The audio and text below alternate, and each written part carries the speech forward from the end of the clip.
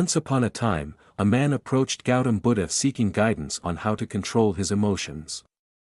He was grappling with intense anger and frustration, desperately searching for a way to manage these overwhelming feelings. Buddha smiled and invited him to sit down. "I will tell you a story," he said. Once upon a time there was a king who ruled a prosperous country. One day he decided to visit the neighboring kingdom. He had heard that the king of that kingdom was famous for his wisdom. When the king arrived, he was welcomed with great honor.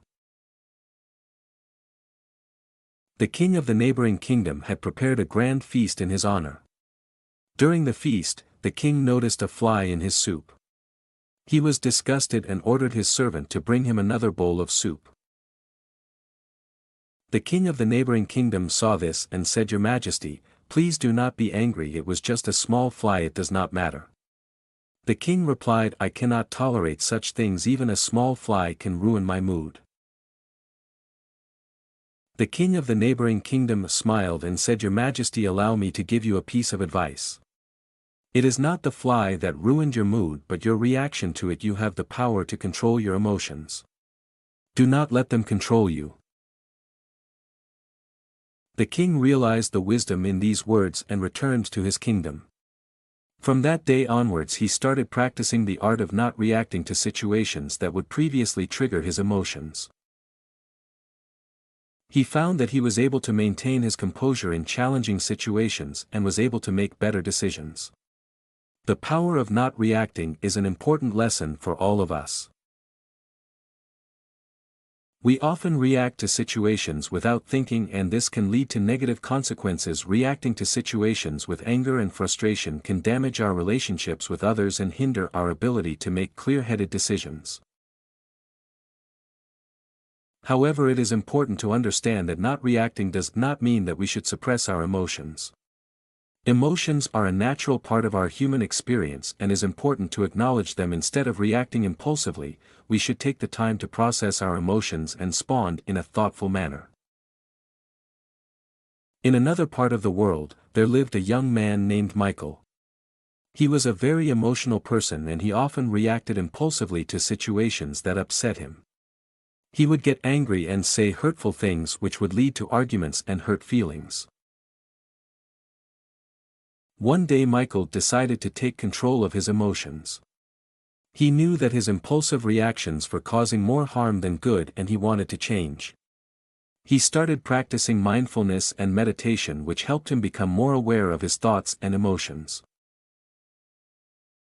He also started practicing the art of not reacting whenever he found himself in a situation that would normally trigger his emotions. He would take a step back and take a few deep breaths. He would then assess the situation calmly and respond in a thoughtful manner. At first, it was difficult for Michael to control his emotions.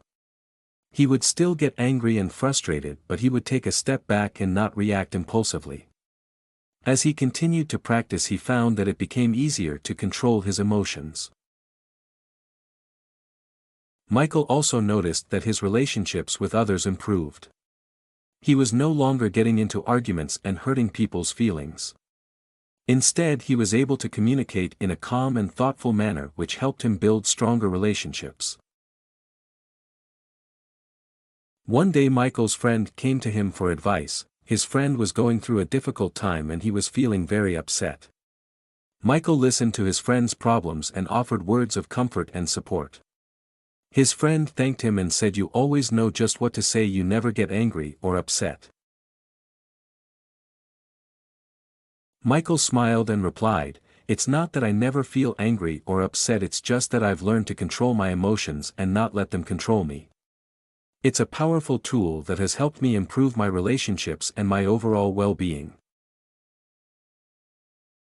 Michael's friend was impressed and asked him how he learned to control his emotions.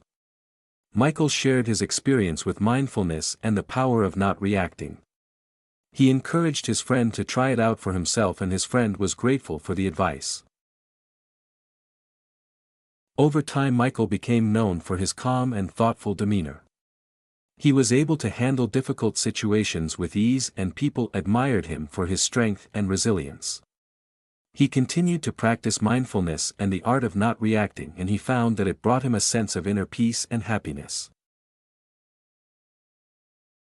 The power of not reacting is a valuable lesson that we can all learn from. It takes practice and patience, but the rewards are well worth it. By controlling our emotions, we can improve our relationships, make better decisions, and live a more fulfilling life. The moral of the story of the king and Michael teaches us that we have the power to control our emotions. We may not be able to control what happens to us, but we can control how we react to it. By practicing mindfulness and the art of not reacting, we can learn to control our emotions and respond in a thoughtful manner. It's a powerful tool that can help us improve our relationships, our well-being, and our overall quality of life. So let us take the time to practice and cultivate this powerful skill and let it transform our lives for the better. Anger will never disappear so long as thoughts of resentment are cherished in the mind. Anger will disappear just as soon as thoughts of resentment are forgotten. Anger is like drinking poison and expecting the other person to die. One who conquers himself is greater than another who conquers 1,000 times 1,000 on the battlefield. Do not be led by your reactions, be led by your actions. Peace comes from within, do not seek it without. In a controversy, the instant we feel anger, we have already ceased striving for the truth and have begun striving for ourselves. The mind is everything. What you think you become. You will not be punished for your anger, you will be punished by your anger. The root of suffering is attachment. If you want others to be happy, practice compassion. If you want to be happy, practice compassion. Letting go gives us freedom, and freedom is the only condition for happiness.